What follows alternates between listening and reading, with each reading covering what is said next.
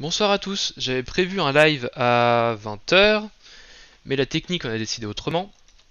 J'ai un petit souci, c'est que OBS refuse d'encoder sur la carte graphique, donc je suis passé en mode encodage CPU. J'espère que le PC tiendra le coup, parce que ça bouffe quand même pas mal, comme on peut le voir là-bas dans le coin. Hop. Je vais surélever le PC pour pas qu'il est trop chaud. Ouch. Et pour couronner le tout, le Stream Deck a décidé que lui non plus marcherait plus parce que probablement qu'il y a eu une mise à jour d'OBS que j'ai pas fait gaffe et que le plugin qui sert à le contrôler via le Stream Deck ne fonctionne plus. Ça va être pratique cette histoire. Salut Toufik, ça va? Du coup c'est un peu à l'arrache aujourd'hui. Déjà que j'avais rien préparé, mais alors en plus la technique elle m'a lâché. Donc on va préparer des tweets en live. On va faire les tweets en live. Alors, normalement j'avais écrit un tweet, il doit être par là, voilà. Hop là. Hop, j'envoie les tweets et je reprends le chat. Hop.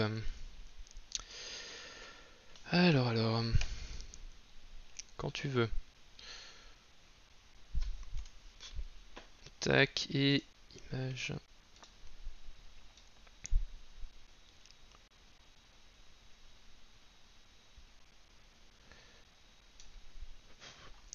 Ouais, je sais pas si ça va le faire, parce que je vois le CPU qui s'emballe quand même, hein. Hop.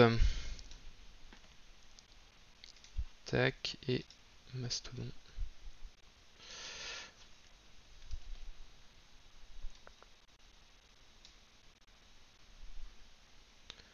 Allez, ça peut le faire. Paf. Et hop. Tac.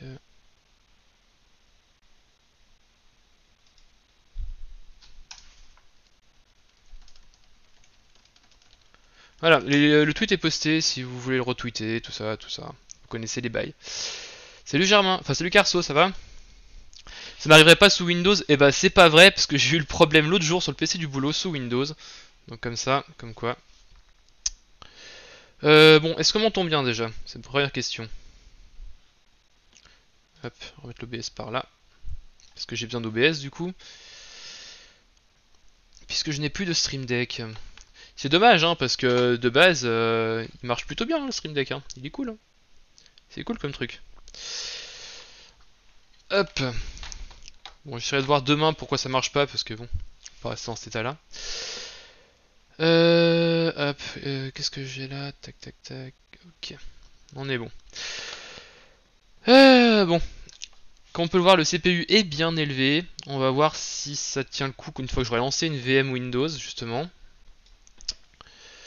Alors, il me faut VirtualBox. Hop, hop. Parce qu'à la base, le live de ce soir est censé être sur le reverse engineering d'une souris. D'une souris SteelSeries. Oh, attendez, hop, on démarre la VM. Quand tu veux. C'est dans l'an. Alors. Temps restant. Putain. Ça n'a jamais été aussi lent de lancer une VM. L'encodage CPU, c'est clairement pas ouf. D'ailleurs, est-ce que de votre côté c'est fluide? Est-ce que ça saccade? Dites-le moi, hein. Parce que c'est bien possible que là, ce soit un peu compliqué, comme vous pouvez le voir. Voilà, voilà. Bonjour Windows. Alors, pouf.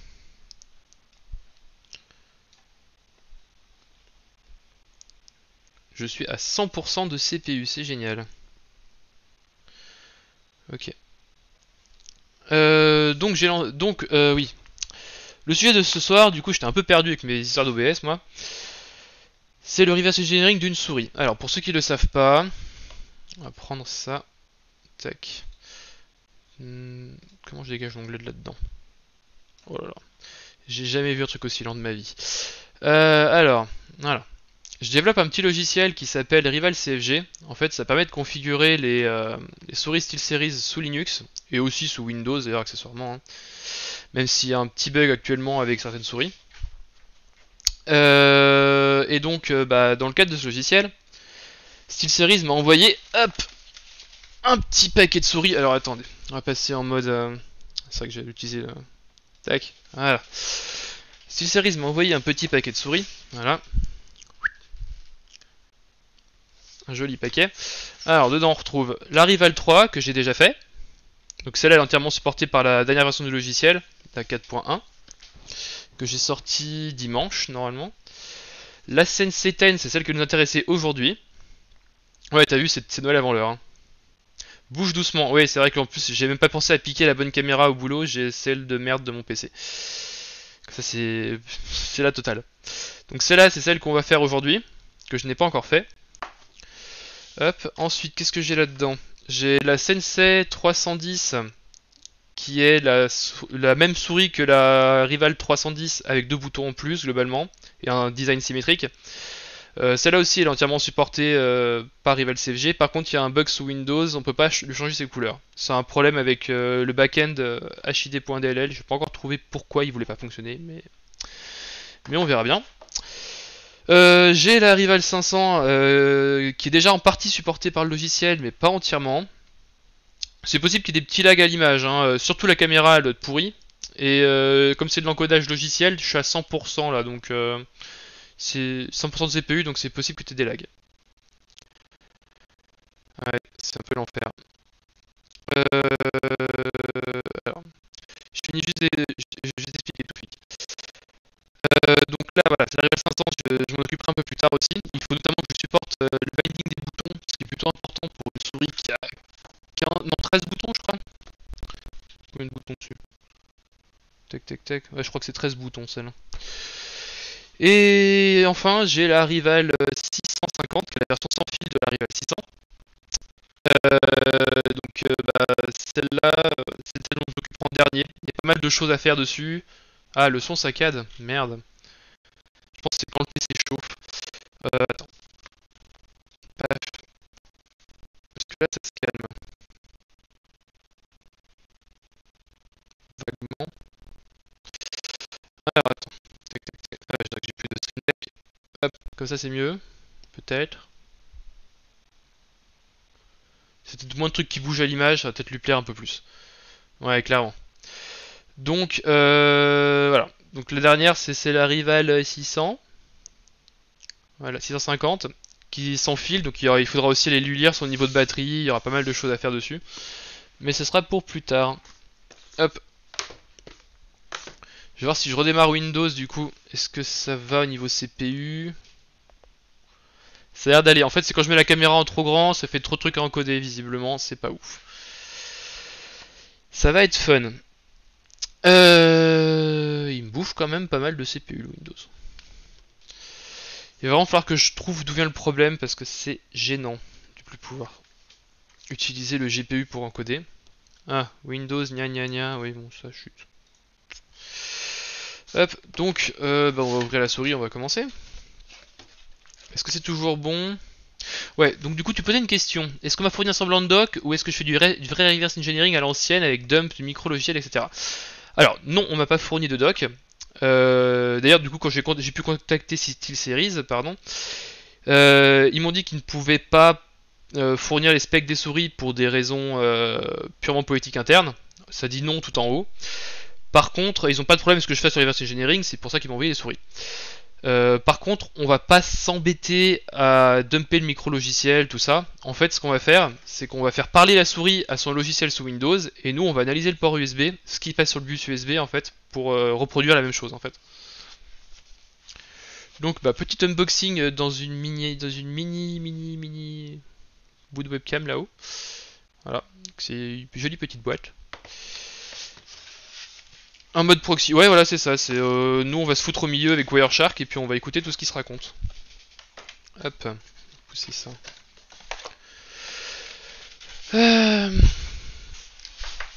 Tac.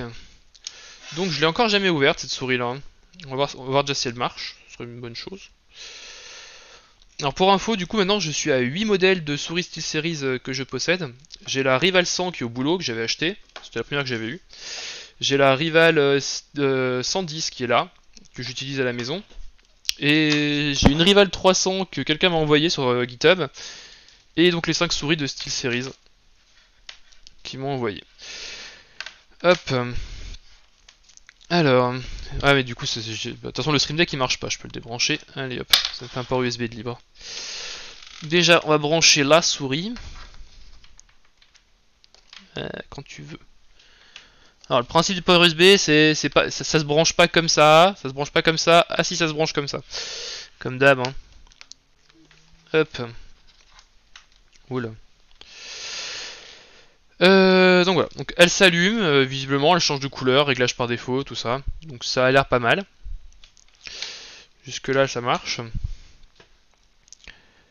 Hop, alors ça pouf. Du coup, il va me falloir un terminal. Oh, qu'est-ce que c'est? Ah zut, je suis dans le terminal, je suis dans le Windows. Alors. Du coup, on va commencer par savoir qu'est-ce que c'est que cette souris. LS USB. Alors, c'est celle-là. Je vais prendre un petit éditeur de texte aussi. CTRL SHIFT T.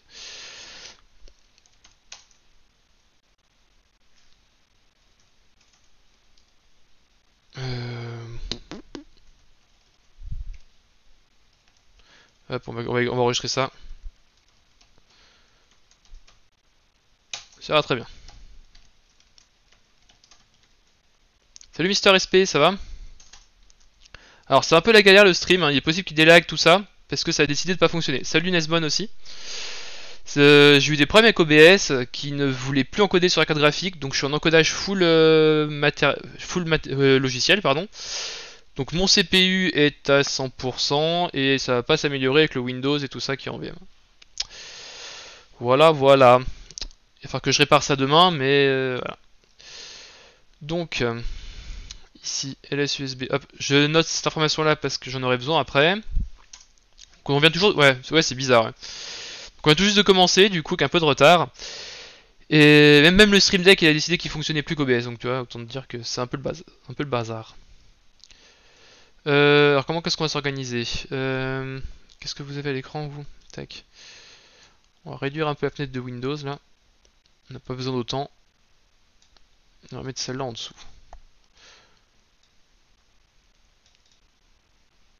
Hop. Voilà. Oh là, zut. Crotte. Allez. Donc, hop, on va connecter directement la... Non, on va d'abord lancer WireGuard, allez, hop. Hop, sudo WireGuard... Non, pas WireGuard, je dis n'importe quoi, Wireshark. Format de ces deux points, tu iras pas très loin parce que je suis sous Linux, donc ça marchera pas trop, ça. Sous le Windows, je peux le faire, mais j'ai des snapshots sur la VM, donc c'est pas super grave. Hop. Alors, attends. J'ai pas ça. Oui, c'est normal. Hop, on referme Wireshark. J'ai oublié de... Attends, c'est quoi ce bordel? Ah oui, d'accord. Il va me changer la taille de la fenêtre vraiment comme ça, celui-là? Non. Moins. Hop là. C'est bon. Alors, du coup, je vais commencer par activer le module du noyau Linux qui permet de capturer ce qui se passe sur les bus USB. Donc on va faire un mode probe. Mode probe USB mon. Tac. Oui, forcément. Sudo, tout ça. Voilà. Maintenant on relance Wireshark en route parce que je ne l'ai pas configuré correctement. Voilà, donc là j'ai tous les... Je sais pas si on voit bien l'écran, mais là j'ai tous les bus USB disponibles sur mon ordinateur. Alors il y en a un paquet, parce qu'il y a le bus interne forcément de mon PC portable, et j'ai des docks, en fait j'ai un dock Firewire qui est branché dessus, j'ai un autre au boulot, etc. Donc du coup ils créent chacun leur bus. Donc voilà, donc nous ce qui nous intéresse de savoir déjà c'est sur quel bus on était, on est sur le bus numéro 1. Donc il faut qu'on capture le bus numéro 1 si on veut capturer notre souris. On est parti. Voilà. Ensuite, il y a d'autres choses qui... Enfin, donc là, il capture tout ce qui se passe sur le bus USB. Donc autant dire qu'il y a pas mal de trafic, il y a pas mal de périphériques branchés, tout ça, donc c'est un peu le bazar. Donc on va filtrer un peu, donc on va faire up usb.adresse, voilà c'est ça. Et sauf que moi c'est device numéro 6, donc ici le 1 c'est le nom du bus. Hop, 6 c'est le numéro de la device, merde, point 6. On va y arriver. Et le point 0 c'est l'interface qui nous intéresse, qui normalement est la point 0 cette souris je pense. Voilà, il se passe plus grand chose, très bien, c'est ce qu'on veut. Alors, je me disais on doit capturer via le bus une sorte d'équivalent sur des captures.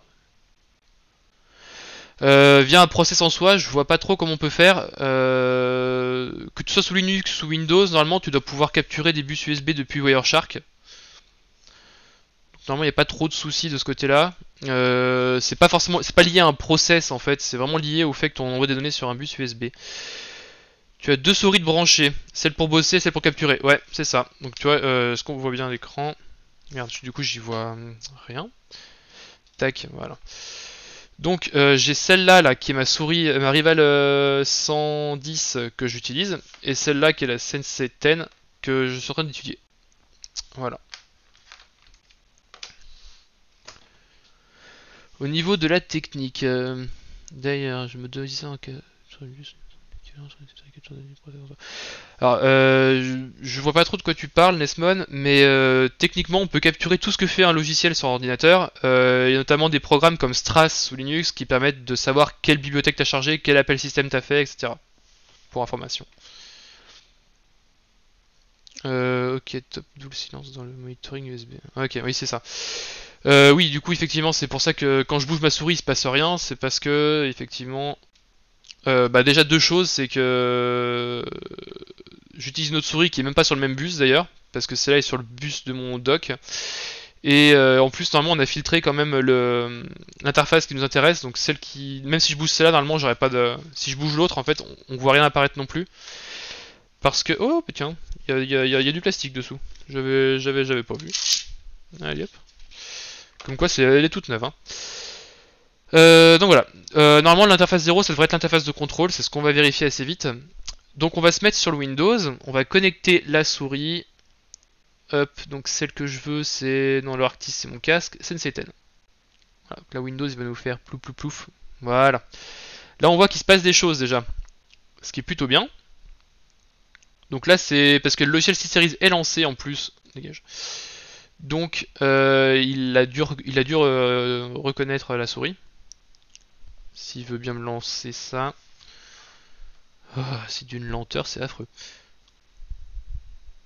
Allez. Bonjour. Ok. Ouvrir le C-Series Engine. Voilà. Donc ça, c'est l'outil windowsien pour configurer la souris. Alors, faites pas attention à la console derrière. En fait, j'ai un peu trafiqué le logiciel pour avoir le debug, pour essayer de trouver des informations. C'est pas très utile dans notre cas. Moi, j'ai essayé d'obtenir des informations sur les souris que j'avais pas encore. Alors, du coup, alors ça, c'est toutes les souris que j'ai déjà branchées à l'ordinateur. Ah non, tu vas pas commencer à me faire de la pub, hein. Tu te prends pour qui, toi? Pour Razer? Hop. Alors, Sensei 10, voilà, pouf. Le développeur Tools qui s'ouvre parce que voilà, j'avais modifié le truc. J'ai jamais eu autant de lenteur de ma vie sur ce logiciel. Voilà, voilà. On voit que la fenêtre n'est pas faite pour être utilisée de manière aussi petite. On va peut-être devoir agrandir un peu le Windows. Tac. Hop. Voilà. C'est très bien. Donc, hop, je marque ça. On va commencer par un truc qui est facile, généralement, ça va être, hop, ça. C'est lent. Le taux d'interrogation, alors du coup en anglais c'est comment on appelle ça? Le polling rate. Ouais, c'est une interface web. En fait, le logiciel de SteelSeries, t'as une partie qui est faite en C, et toute la partie interface c'est de l'Electron, donc avec du JavaScript, je crois que j'ai vu du React là-dedans, j'ai même vu jQuery dans le package. Autant te dire que c'est un peu le bazar. Mais oui, effectivement, c'est une interface web. Donc le polling rate, voilà, par défaut il est à 1 kHz, donc à 1000 rafraîchissements de la position de la souris par seconde. Du coup, oui, pour diminuer les coûts, et puis en plus, si je te montre la version d'avant qui n'était pas faite en interface web, bah, sur les Windows modernes, elle déconne à fond. C'est assez l'enfer. Donc voilà, on va essayer de bouger le polling rate et on va voir si ça change quelque chose à la souris. Normalement, il y a l'aperçu instantané qui est activé ici, donc on devrait le voir en direct normalement. Hop. Ah voilà, donc il s'est passé quelque chose. Donc si on regarde, on voit qu'ici, là, il y a un message qui est parti du host vers l'interface 1.6.0 qui correspond à notre souris, donc du PC vers la souris. Et on peut voir que la commande c'est ça, normalement. Hop, si on déplie un peu tout ça, voilà. Alors, tout ça c'est donc tout ce qui était contenu dans le paquet USB, et ça c'est la partie que Wireshark ne comprend pas parce que c'est spécifique à la souris.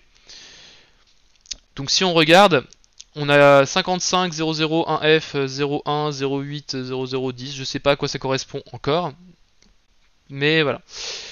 Il y a ça, et l'autre c'est quoi? 54.02. À mon avis c'est plutôt celui-là.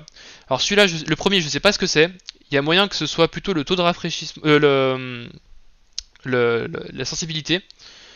Parce que celui-là, ça me parle déjà beaucoup, enfin ça me semble beaucoup plus logique comme résultat. Si on change ici, j'ai remis à 1000, on reprend alors le premier c'est quoi? Commande 55, commande 54, 1, ouais à mon avis c'est celle-là. Donc, ce qu'on peut déjà déduire c'est, hop, on va faire, zut, j'étais déjà en insertion. Polling rate, du coup on sait que la commande c'est 54 en hexadécimal, hein, 00. Et que derrière, ici, on a une valeur qui est le polling rate choisi. Donc voilà, on va l'appeler V comme valeur. Hein. Donc comme valeur, on a vu qu'on avait 0,1 pour 1000. Qu'on avait 0,2 pour, je sais plus combien c'était d'ailleurs, bonne question. Pour 500. Hop, donc je suppose qu'on doit avoir 0,3 et 0,4, c'est ce qu'on va vérifier. Tout de suite. Hop, si ici je mets tac. Donc ici on a bien 0,3 pour 250. Et du coup ici c'est combien? C'est 125, ok. Et on a bien 4. 125. On divise par 2 à chaque fois, donc visiblement le polling rate. Donc voilà. Ça c'était donc une valeur très très facile à obtenir. Qu'on peut deviner, donc on peut en déduire assez facilement ce qui se passe dans le paquet. Les autres, ça sera probablement un peu plus compliqué, surtout que celle-là, la sensibilité, je crois qu'elle est assez bizarre la manière dont c'est fait. Et je pense que c'était le paquet qu'on avait au-dessus d'ailleurs, qui est toujours le même normalement. C'est ce qu'on va voir tout de suite. Alors, là j'ai une sensibilité 1 de 400, très bien. Donc ça c'est le dernier paquet qu'on avait. Si je bouge la sensibilité ici à 1000, qu'est-ce qu'il envoie à la souris? Hop, il envoie un paquet qui n'a probablement rien à voir. Ah, il m'a foutu de... Tac, tac. Ah oui, non, pardon, j'avais mal lu, ok. Donc, visiblement, c'est la commande 80, ça.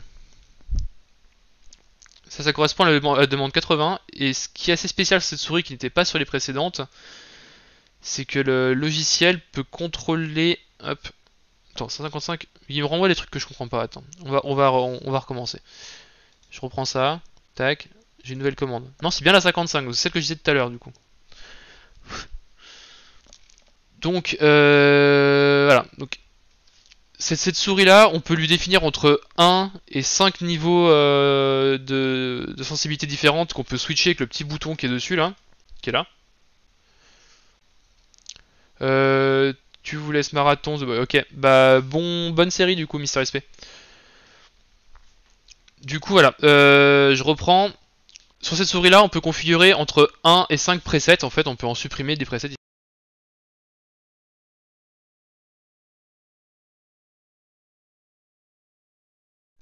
Voilà. Comme j'ai pas de musique, le casque a décidé de s'éteindre. Il faut que je fasse du reverse engineering sur celui-là aussi pour désactiver la fonction auto-off. C'est du boulot ça aussi. Mais je le ferai pas en live celui-là par contre.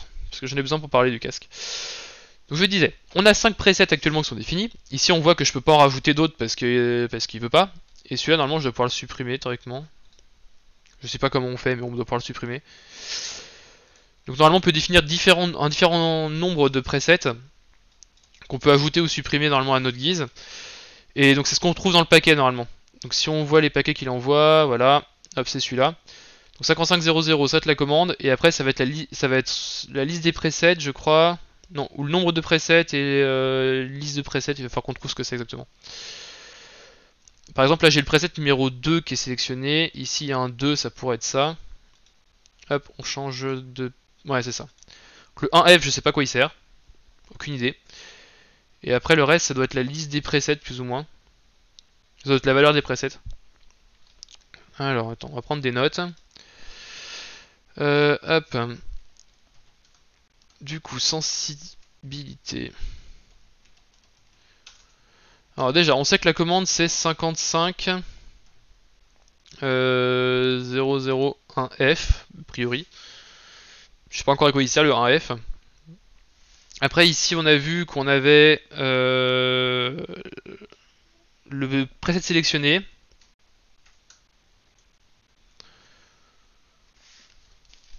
Le 1F, je me demande bien à quoi ça sert quand même ce truc.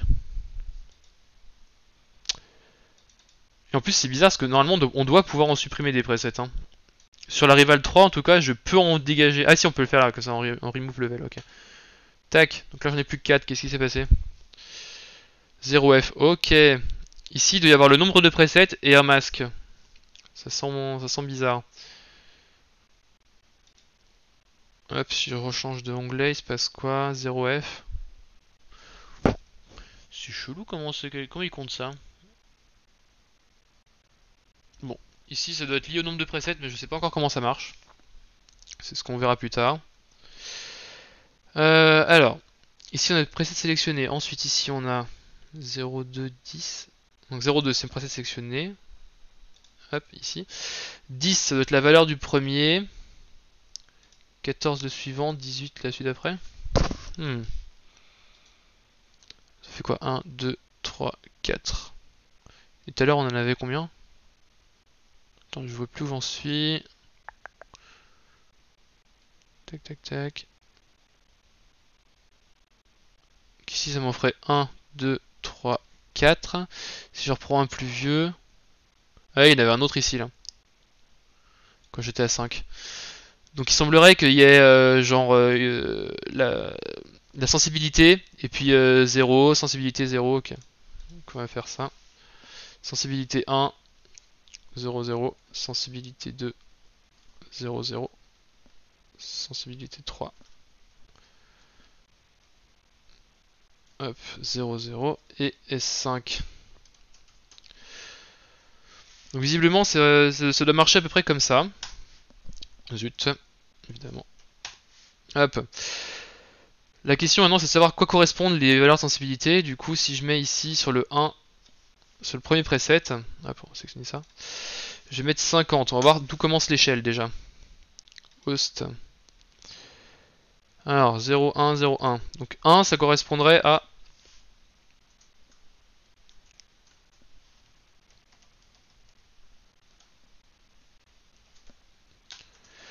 Donc 1 ça correspondrait à 50. Si je mets... Alors du coup on peut être combien ici? Les sauts sont de 50 en 50. Donc qu'est-ce qu'on a eu ici? Hop. Il m'a mis 2%, ok ça semble assez logique du coup. 0,2 c'est 100. On va pas tous les... Oula, j'ai fait n'importe quoi moi. 0,2 100. Ok, on va se mettre à 1000 pour voir un peu ce que ça donne. 950. Ok, si tu veux. Et 1000 tu veux pas. Merde. 1000 tu veux pas? Non, il veut pas 1000. Ok, pourquoi pas. Il m'a mis combien ici? 13. On parle toujours en hexadécimal, hein, faut pas oublier. Donc ça c'est 950. Hop. On va voir où est le maximum du coup. Le maximum c'est 18 000. DPI, ce qui est beaucoup trop pour une souris à mon avis, mais ça... et là c'est 14. Ah non mais je suis pas sur la bonne... Oula. Ah, je crois que j'ai compris ce qui se passe en fait. Il m'a switché de souris à chaque fois. Il m'a switché de preset à chaque fois. Ok. Je sais pas pourquoi il me switch de preset, le logiciel il a pas l'air ouf quand même, hein. Donc, ok, le level 4 est au maximum. Donc on va prendre le 4. Alors, ça c'est le nombre, ça c'est celui qui est sélectionné. 1, 2, 3, 4, c'est 68 le maximum du coup. 68,01. D'accord, c'est sur 2 octets que ça serait codé alors. C'est bizarre cette histoire. Attends, l'autre celui d'avant, le level 3, il est juste en dessous. Ouais, c'est ça. Ok, donc du coup, alors on va écrire ça. Donc on a 68,01. Et ça vaut... hop, hop, hop. 18 000. Hop. Alors, ce qu'il va falloir du coup se noter, c'est que ici, en fait, c'est vraiment S1. Hop. S1, S2, S3, sachant qu'ils sont tous codés sur 2 bits et que potentiellement c'est du Big Indian, c'est du Little Indian du coup, semblerait. Ça veut dire que le nombre est à l'envers dans la... Tac. Ok, et donc là c'est sur...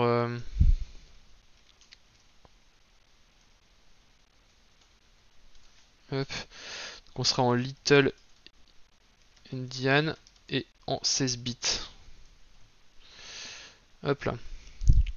Je prends des notes pour l'instant. Donc ce soir on va juste faire le reverse engineering de la souris en elle-même. On va prendre des notes sur tout. Et après on va essayer dans une autre fois de l'implémenter dans Rival CFG du coup tout ça. Parce qu'évidemment il va falloir. Donc voilà, 68,0. Ouais. Donc a priori du coup le nombre il serait donc sur 2 octets. Et il faut inverser, si on veut pouvoir le lire, il faut inverser le premier et le deuxième nombre en fait pour pouvoir les lire. Classique en informatique. Donc voilà. Déjà on a déjà deux choses de fait, c'est le polling rate et la sensitivity. Quels sont les autres paramètres que l'on a ici? Donc hop, je te remets là. Donc techniquement ici on devrait avoir au moins encore de la couleur de configurable. Il y a deux zones de couleur qu'on peut voir.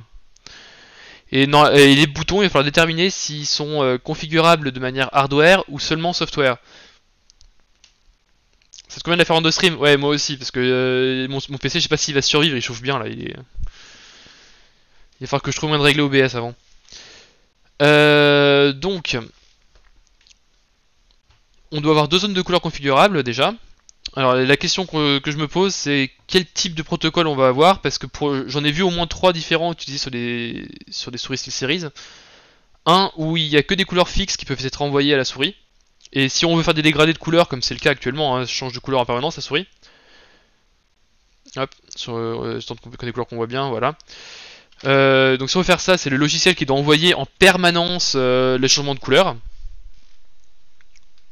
C'est comme si c'est pas de mettre le chauffage, oui bah ça, effectivement. Mais bref.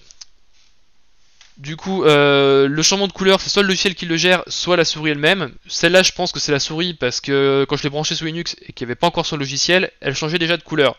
Ceci dit, on peut aussi se faire avoir à ce jeu-là parce que la Rival 3, elle ne supporte pas les dégradés de couleur avancés, comme le supportent d'autres souris. Mais de base, quand on la branche, elle change de couleur aussi parce qu'en fait, il y a un effet configurable qui permet de lui faire un mode disco, un mode rainbow, tout ça. Qui ne sont d'ailleurs pas tous implémentés dans SteelSeries Engine. On les a découverts un peu, je les ai découverts un peu au pif.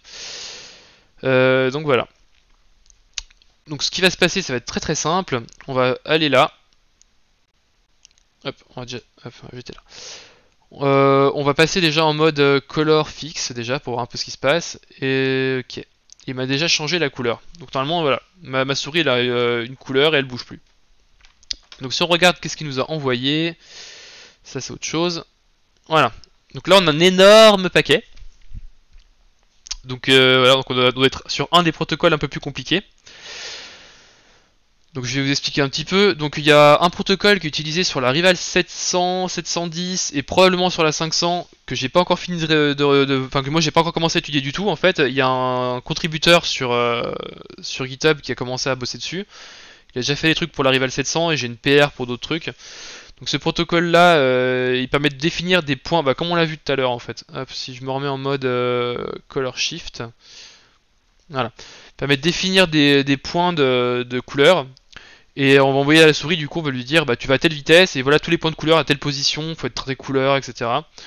Et après elle le fait elle-même. Donc là c'est ce qu'elle est en train de faire, elle change de couleur du coup maintenant que j'ai remis l'autre. Donc voilà. Et il y a aussi un autre mode du coup sur ce protocole, en tout cas de la Rival 700 et de la Rival 500, qui est le mode réaction. Genre quand je clique sur un bouton avec un masque prédéfini, la souris va faire quelque chose, genre par exemple clignoter en rouge, voilà, un truc comme ça. Ah, il est collé. Donc voilà. Et il y a le protocole du coup qui est utilisé sur la Rival, la Rival 600 d'ailleurs, la Rival 650 certainement aussi, et sur la Sensei 310 et la Rival 310. Ce protocole là est un peu pareil que celui de la Rival 500 et compagnie, mais on a un peu mieux foutu ceci dit. Il y a plein de paramètres qu'on n'a pas encore totalement compris, puisqu'il parle de trucs 3D et tout ça, enfin, un peu bizarre. Donc on va regarder un petit peu si ça ressemble à un protocole connu. Parce qu'en pensant avec le reverse généré, si on le connaît déjà. Alors, hop, est-ce que j'ai... Voilà, on va aller là. Pouf. Donc on va regarder un petit peu, je dois avoir une vieille issue quelque part, ou non, une pull request je crois que c'était. Hop, qui parle de ce protocole, et on va vérifier si c'est ça ou pas. Sachant que du coup si c'est ça, j'ai déjà tout ce qu'il faut pour l'implémenter dans Rival CFG. Ce qui est plutôt pas mal. Est-ce qu'il y a marqué, est-ce qu'il y a une 310 quelque part là-dedans? Tac tac tac. On va faire une recherche. 310. Voilà, let support for 310. Voilà, ça doit être celui-là. Donc c'était un long thread qui était bien long et bien compliqué. On a essayé de comprendre le bazar. Hop là. Est-ce que j'ai des trucs? Voilà, il y avait des débuts d'analyse ici, qui étaient assez intéressantes. Donc voilà, donc ce monsieur là, qui s'appelle voilà Philippe, on va l'appeler Philippe, bosse sur un logiciel concurrent entre guillemets. Il bosse sur LibRadBag, qui supporte essentiellement des souris de chez Logitech. Il supporte quelques souris SteelSeries et quelques autres modèles d'autres marques aussi. Le but de LibRadBag, c'est de supporter à peu près tout ce qui existe. Hein. Mais voilà, pour l'instant, SteelSeries, il doit supporter peut-être 5 ou 6 modèles. Là, au Rival CFG, on supporte actuellement 41 sur 70 existants. Si on regarde d'ailleurs, hop, j'ai mis à jour ça il y a pas longtemps. Donc là, j'ai une base de données en fait que j'ai extrait du driver qui contient une liste de toutes les souris qui sont supportées par le SteelSeries Engine qu'on avait derrière. Donc il y en a un paquet. Sachant aussi qu'il y a le SteelSeries Engine 2 qui a supporté un certain nombre, dont certaines n'ont pas été repris dans le SteelSeries Engine 3. Et il y avait quelques modèles de souris qui avaient leur propre driver au tout début de SteelSeries. Donc ça en fait environ 70, un peu moins de 70 modèles au total. Et j'en supporte donc du coup 41. Et d'ailleurs, une chose à savoir, c'est qu'il y a plusieurs modèles qui sont quasiment identiques, à part le design de la souris, enfin où il y a juste un imprimé différent. Et si on tape 10 ici pour retrouver les Sensei 10, voilà, on voit qu'on en a deux modèles en fait. Il y a celle-là que j'ai là, et il y a une édition spéciale Counter-Strike Go Neon Rider Sensei 10, qui fonctionne de la même façon, mais qui n'a pas le même ID, et du coup ça fait qu'on va supporter deux souris d'un coup avec cette souris-là. D'ailleurs, si on cherche, hop, Sensei 10, CSGO Néon, on devrait la trouver. Bah là. Voilà, il y a beaucoup de modèles un peu spéciaux, voilà, qui sont vendus sur une durée limitée, genre truc là. Notamment, il y a je sais pas combien de modèles pour Dota 2, il y a beaucoup de CSGO aussi d'ailleurs. Donc voilà. Donc là, on va supporter deux modèles d'un coup avec celle-là, ça va être plutôt pas mal.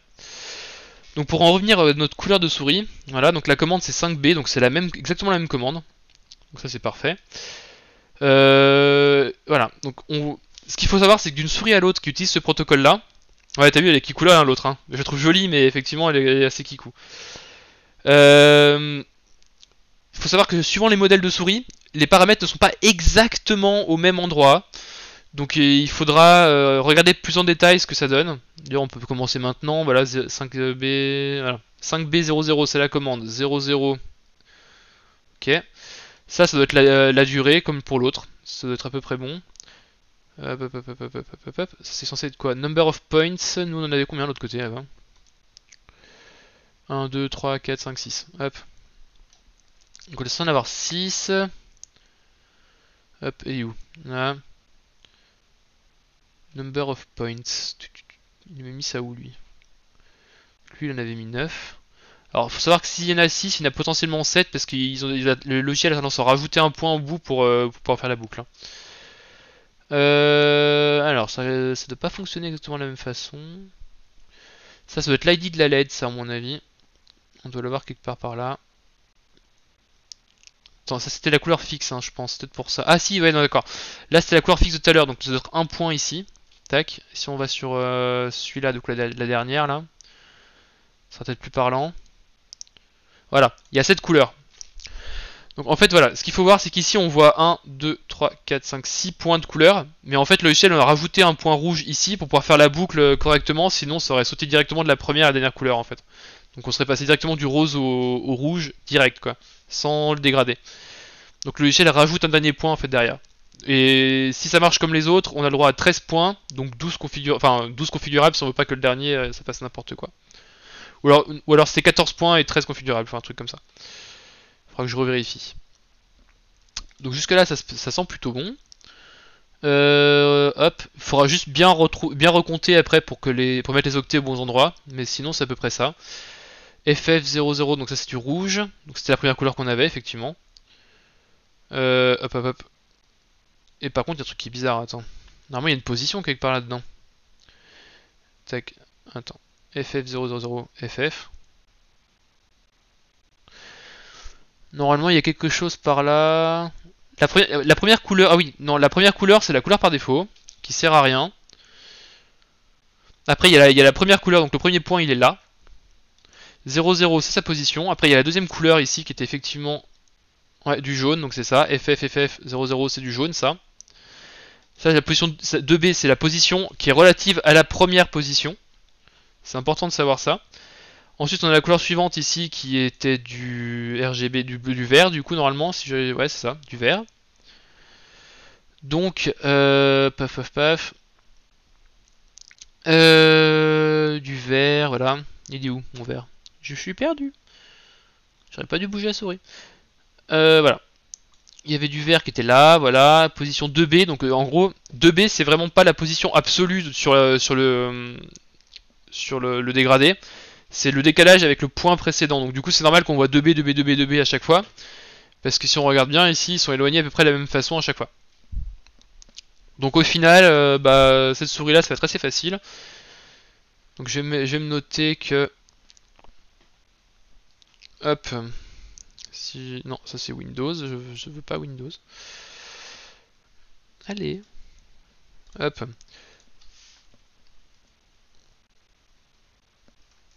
Color. Alors. Moi je me marque que c'est RGB Gradient. Même config que la 310 du coup. A priori c'est ça.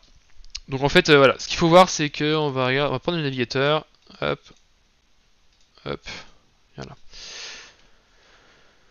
Donc hop hop, est-ce que j'ai voilà la doc. Donc ce qui est bien c'est que j'ai écrit la doc maintenant, donc je peux la relire, c'est assez pratique. Donc si on va dans Python API, internal API, hop, handlers, alors voilà. Dans Rival CFG, il y a beaucoup, enfin, étant donné que beaucoup de souris ont des gros points communs, on s'amuse pas à réimplémenter une classe par souris et recoder tout à chaque fois. Il y a des handlers classiques en fait. Et donc le RGB Gradient, celui que j'ai noté là-bas, c'est celui-là, c'est celui qui est utilisé par beaucoup de souris. Par la plupart des souris qui ont ce genre de capacité, d'ailleurs chez SteelSeries, pardon. Et donc voilà. Au final, il faudra qu'on configure tout ça, qu'on le configure tout à l'heure. Donc c'est ce que je disais, il y a la taille de l'entête, donc c'est avant les couleurs. L'offset à l'endroit où se trouve la LED ID, donc du coup nous on a vu que des zéros, donc c'est qu'a priori la LED 0 ça doit être celle qui est en bas. La duration offset, donc là c'est l'endroit où se trouve le champ de durée de l'effet. La taille du champ de durée qui est de 2 octets. D'ailleurs la question c'est est-ce que c'est du... Ouais si c'est du Little Indian ça je crois aussi. L'endroit... Bon après ça c'est d'autres champs justement qui sont un peu chelous et qu'on n'a pas encore implémenté complètement. Trigger offset notamment c'est celui pour lancer des couleurs quand on clique sur des boutons. Et aussi normalement il doit y avoir aussi du coup un masque de boutons etc. Mais je sais plus où c'est. Voilà. Et le nombre de couleurs qui se trouve à l'octet numéro 27. Très bien. Donc c'est ce qui nous permet d'avoir des souris comme hop, supported device. Si on reprend donc la Rival 310, parfait.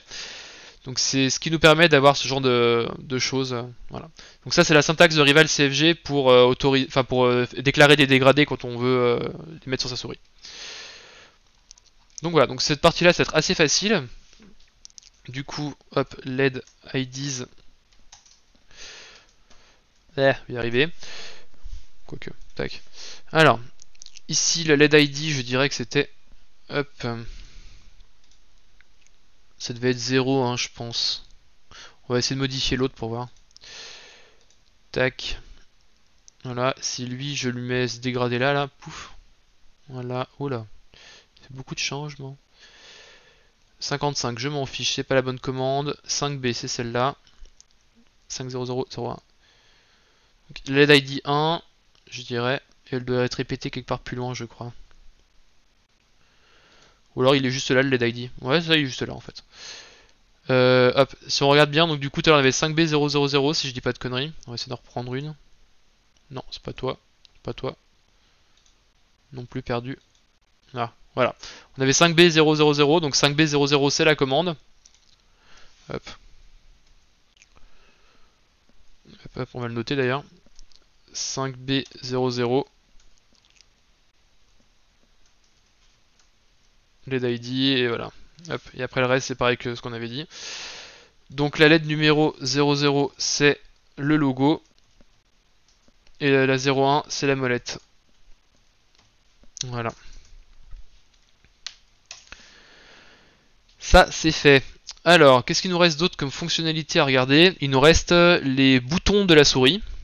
Alors, là encore, il y a deux cas de figure. Soit, comme sur cette souris-là, qui est trop basique, c'est entièrement géré logiciellement. Donc c'est le driver Windows qui va intercepter un clic sur un des boutons et remplacer ça par exemple un mapping de touche ou remapper ça sur un autre bouton de la souris. Soit comme c'est le cas sur d'autres modèles, notamment la Rival 600, la Sensei 310, la Rival 310, la Rival 500, tout ça. La souris émule un clavier, enfin déjà le gère en interne, le fait qu'on appuie sur un bouton. En tout cas pour les trucs simples, parce qu'il y a aussi un système de macro, mais là ça c'est géré logiciellement. Et la souris émule un clavier aussi. Du coup on peut lui dire, quand j'appuie sur le premier bouton ici, et en fait c'est comme si j'avais appuyé sur la touche A de mon clavier. Et ça peut être assez pratique pour les push to talk ou pour lancer des trucs dans des jeux, enfin voilà. D'ailleurs je me demande si je peux utiliser la Rival 500 avec ces 13 boutons là pour utiliser justement cette fonctionnalité là. Pour avoir des raccourcis pour mes outils dans Inkscape et GIMP et tout ça. Ça pourrait être pas mal. Donc voilà. On va regarder du coup si elle a des capacités un peu intéressantes, cette souris du côté des boutons. Donc le bouton 1 qui est là, si je le map sur bouton 2, voilà. Donc on va dire que le bouton 1 de la souris, donc le clic gauche là, ça devient le clic droit en plus du clic droit. Du coup les deux ils font la même chose. Donc on fait terminer. Et ici, alors du coup il a déjà envoyé un truc, généralement il le fait pas ça. Est-ce que c'est... Non, ça il a encore envoyé des trucs qui n'intéressent pas, c'est très bien. Alors généralement quand on touche les boutons, il faut appuyer sur enregistrer pour que ça parte. Et comme là j'ai modifié le bouton numéro 1 et que je ne lui ai pas assigné le bouton clic 1, il me dit oh là là, attention, tu vas plus pouvoir cliquer si tu fais ça. Est-ce que tu es sûr que tu veux continuer? Je m'en fous, je fais oui. Voilà. Donc, ça a l'air d'être ça. Tac, tac, tac. Ok, c'est celui-là. J'ai cru que tu allais dire utilise ta souris pour raccourci OBS et Steam. Je pourrais aussi configurer effectivement des raccourcis pour OBS dessus. Effectivement. Mais j'ai déjà un Stream Deck en fait. Bon là il est débranché du coup parce que la mise à jour OBS a pété le fonctionnement de mon Stream Deck. Donc j'ai branché la souris à la place.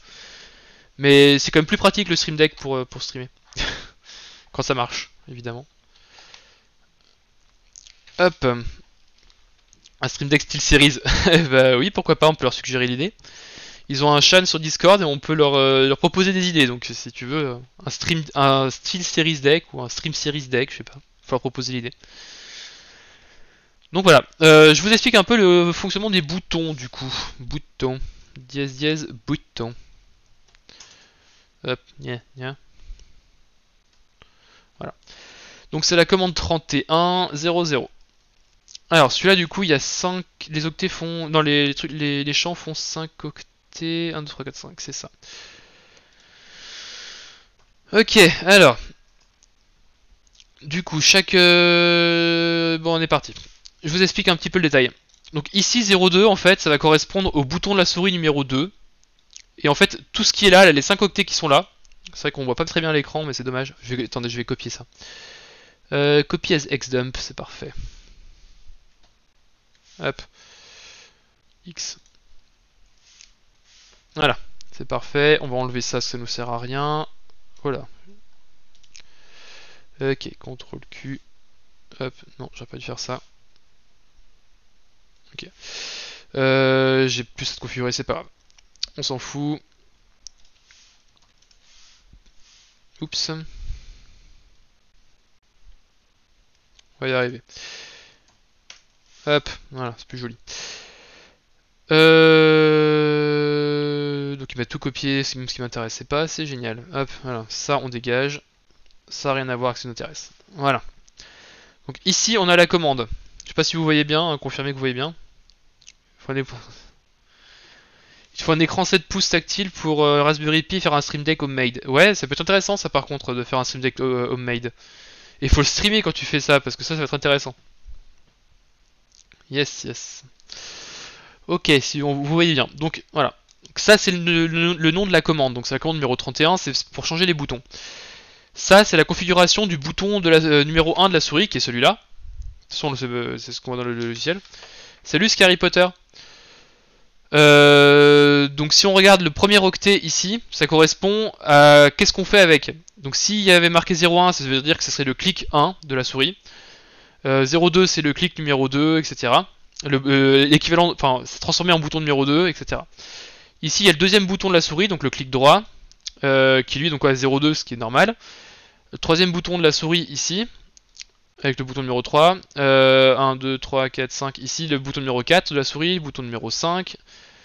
Bouton numéro 6, ça change tout de suite un petit peu. Donc le bouton numéro 6 c'est celui qui est de l'autre côté ici là. On le voit, il y a le schéma au-dessus, hein, là-bas. Mais du coup c'est ce bouton là. Et là en fait il est configuré avec un truc un peu bizarre, mais ça je vais vous expliquer après. Bouton numéro 7 qui commence là. Où j'étais où? Là voilà, tac tac tac. Bouton numéro 7 il commence 1, 2, 3, 4, 5. Ok voilà, il est là. Hop, bouton numéro 7 c'est celui-là, donc c'est celui qui est juste au-dessus. C'est celui qui est là. Et enfin il y a le bouton numéro 8 ici. 4, 5, hop. Qui lui encore une valeur un peu spéciale. Donc ça on va voir tout de suite ce que ça fait. Donc pour vous expliquer un peu ce que ça fait, ce que c'est que ça notamment, on va juste modifier le bouton numéro 1 et je vais vous montrer tout de suite. Donc, bouton numéro 1 ici, on va dire que c'est un bouton du clavier, une touche de clavier, et on va dire que c'est la touche numéro Q du coup. Voilà. Sachant que en fait le layout de base chez Series est QWERTY, donc Q ça correspondrait à un A en fait normalement. Si j'étais en QWERTY. Donc je fais terminer, je fais enregistrer, et oui. Go. Et si on regarde, donc ça 59 enregistrement, on s'en fout. Hop, c'est celui-là. Et là on voit, oh tiens c'est bizarre. 5104. En fait, 51 ici, ça signifie qu'on veut utiliser une touche, qu'on va mapper une touche de clavier sur ce bouton. Et 04 là, c'est la touche numéro 4 du layout SteelSeries, qui est du coup la lettre A si on est en QWERTY, si le PC est en QWERTY, ou la lettre Q si on est en AZERTY. Voilà, voilà. Si on change ici de lettre, hop, on va mettre B, terminé, enregistré, oui. Alors du coup ça va pas être toi, ça va être toi. Non, perdu, c'est toi. Voilà, on a eu le numéro 5, parce que B c'est le 5.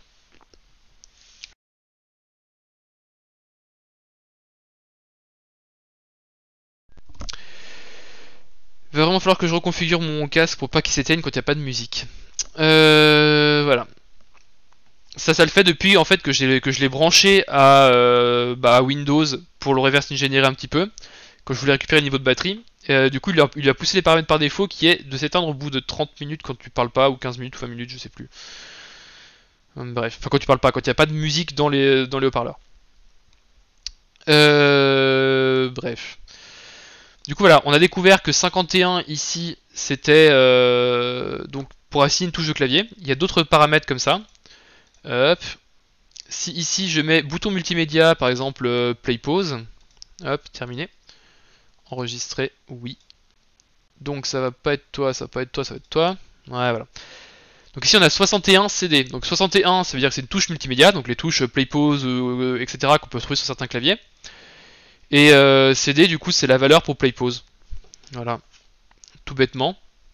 Il y en a quelques autres comme ça encore qu'on peut voir. Alors désactiver, effectivement, il y a ça aussi. Normalement, ça devrait être 00 si c'est comme d'habitude. Paf paf, hop, non, pas toi, c'est toi. Voilà, 00. Donc alors, on voit qu'il a laissé CD ici. Alors en fait, je sais pas pourquoi, il n'y a pas de raison.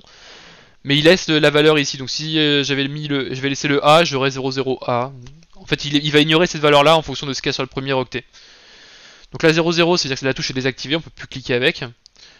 Paf paf, et il y en a un autre normalement. Alors si je mets des macros, tout ça, on va voir qu'il se passera rien en fait. Macro pression de touche 1, vas-y, paf par exemple. Si je fais enregistrer, oui. Hop, on peut regarder qu'il n'aura envoyé aucun paquet correspondant à ça. Hop, pas celui-là, pas celui-là.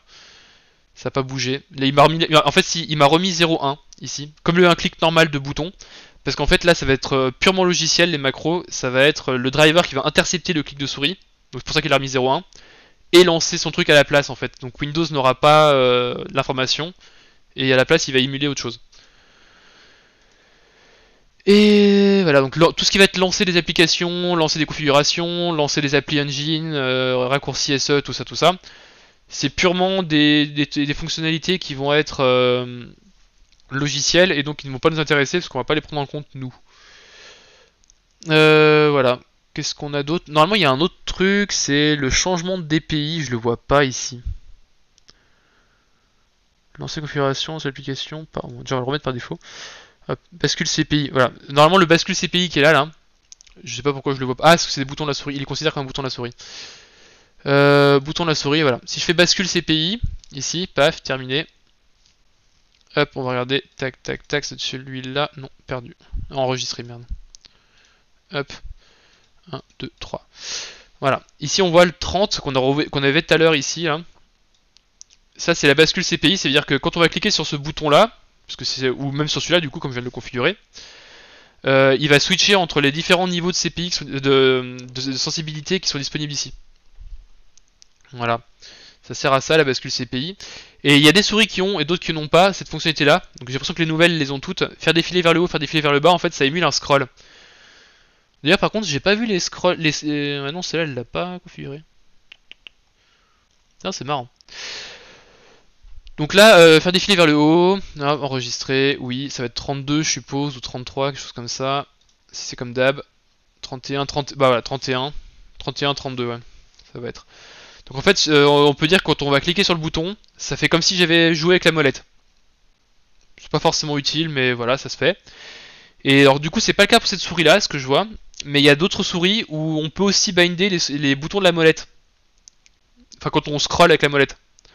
Là, on voit qu'il le propose ici, mais j'ai pas l'impression que ce soit configurable logiciellement. Ça doit être que matériel. Que matériellement, et c'est pas configurable matériellement, mais que logiciellement. Je vais y arriver. Sur ici, par exemple, je configure pouf pouf, touche de clavier A. Q, pardon. Enregistrer, oui. Vas-y, qu'est-ce que tu me montres? Hop. 32. Attends, qu'est-ce que c'est que ce truc? 1, 2, 3. Et il a envoyé un autre paquet différent, dis donc. Attends, c'était quoi tout à l'heure? Tac, tac. Intéressant, ça. Parce que d'habitude, il le supporte pas, ça. 31, ok. Et l'autre, j'avais quoi? J'avais 33. D'accord. Donc on va découvrir qu'il y a une autre fonctionnalité de cette souris-là. Alors, j'ai eu des souris, notamment la Rival 3 d'ailleurs, où quand on joue avec la molette, il y avait à la suite du paquet ici, des éléments Enfin, on pouvait le configurer exactement de la même façon que le reste, quoi. C'était la suite du paquet.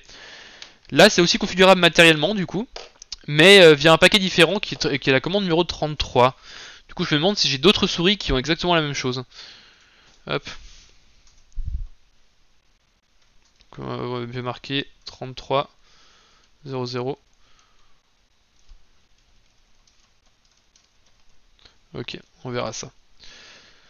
On va regarder ça de plus en détail. Mais ça, du coup, c'est pas du tout supporté par mon logiciel encore. C'est intéressant. Je découvre des choses tous les jours, de toute façon, avec SteelSeries. Enfin, je vérifie si c'est pas la même chose sur d'autres modèles de souris. Donc voilà, on peut faire après n'importe quoi, on peut transformer des boutons en molette de souris, en bascule CPI, en n'importe quoi. Hop, on va remettre les paramètres par défaut déjà. Hop, hop, paramètres par défaut. Voilà. Donc globalement, c'est comme ça qu'on s'y prend pour reverse engineer des souris, quand on a la chance de les avoir. Et une fois qu'on a écrit un document avec toutes les informations nécessaires, alors j'ai pas... si. J'ai des documents un peu plus complets que ce qu'on a écrit là déjà, mais je les ai écrits sur du papier parce que c'était pratique quand je le faisais pas devant une caméra. Donc en fait j'ai des pages entières qui sont griffonnées avec des codes comme ça. Je sais pas si je vais les trouver. Pof, pof, pof. Ça, bah, voilà. Ça c'est typiquement les trucs que je peux gribouiller. Je sais pas si je peux mettre l'image en grand avant que ça sature. On va voir si je peux mettre l'image en grand sans que ça pète tout. Facecam. Voilà. Ça, c'est ce que j'ai fait pour le casque que j'ai sur la tête là. Voilà. C'est comme ça que je l'ai reverse engineeré. Et si on prend, voilà, là j'ai de la Sensei et de la Rival, voilà. J'ai plein de trucs comme ça. Voilà. Donc en fait j'écris ça d'abord. Hop, on va repasser sur desktop. Hop, avant que le PC y crève. Donc j'écris d'abord toutes les informations que je peux trouver en reverse engineering comme ça. Parce que c'est quand même plus pratique d'avoir toutes les données à portée de main. Après on implémente ça dans Rival CFG pour pouvoir supporter la souris officiellement. Et éventuellement on refait un peu de reverse engineering quand on s'aperçoit qu'on a oublié 2-3 informations. Parce que c'est toujours au moment d'implémenter qu'on se rend compte que ah tiens en fait j'ai pas regardé ce que ça valait si je fais un scroll up ou ce genre de choses là.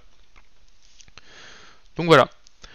Actuellement on a donc la Sensei 10 qui n'est pas supportée par Rival CFG. Et bah, d'ici la fin de la semaine, j'espère, elle sera supportée. Et je pourrai sortir à la fin de la semaine une nouvelle version du logiciel avec le support de cette souris-là. Et même des deux souris, parce que comme je le rappelle, on en avait deux. LUSSDB, paf. Voilà, il y avait deux souris qui s'appellent Sensei 10, qui fonctionnent de la même façon. Il y en a juste une qui a des couleurs affreuses, comme dirait Carso. Non, Kiku, comme dirait Carso.